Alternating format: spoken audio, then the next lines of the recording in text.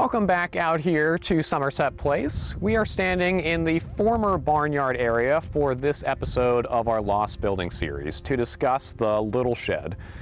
This structure does not appear to be as small as its name implies. It was listed on the 1839 inventory as, quote, little shed, etc., indicating that there may have been multiple sheds. It may not have even been a shed at all, but rather a smaller barn or warehouse, of which we know there were many on this plantation. Now, the 1839 inventory indicates that the shed was mostly a storage building for agricultural equipment, as you can see here, like 31 double plows and 34 single plows, which we covered on a previous artifact exhibition video linked below. There are also various harnesses and parts of harnesses, like 32 pairs of hames, which we also discussed in a previous video linked below. Several items in particular indicate that the little shed was quite large. There was a, quote, lot of flax unbroken.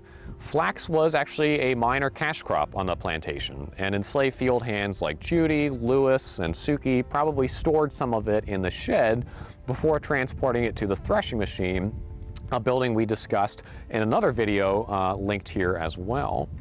There were also 5 ox carts and 5 mule carts inside, which would definitely take up some room. Lastly, and most importantly, there were 11,700 bricks from Dempsey Sproul. That's roughly equivalent to 2,000 square feet of bricks. Why so many? Well, bricks were one of the few things that enslaved persons did not make on this plantation.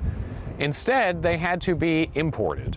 We know that in 1838, Josiah Collins III paid Dempsey Sproul for bricks contracted for the summer of that year. These bricks were likely for new buildings and walkways in and around the owners' compounds that enslaved bricklayer Joe Welcome installed, including the Colony House.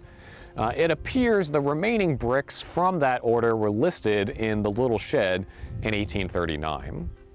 The 1839 inventory also marks the only time that the structure explicitly appears in the historical records.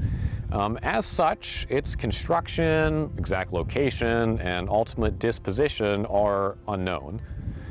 Nevertheless, the so-called Little Shed is a fascinating mystery, like so many of our lost buildings here.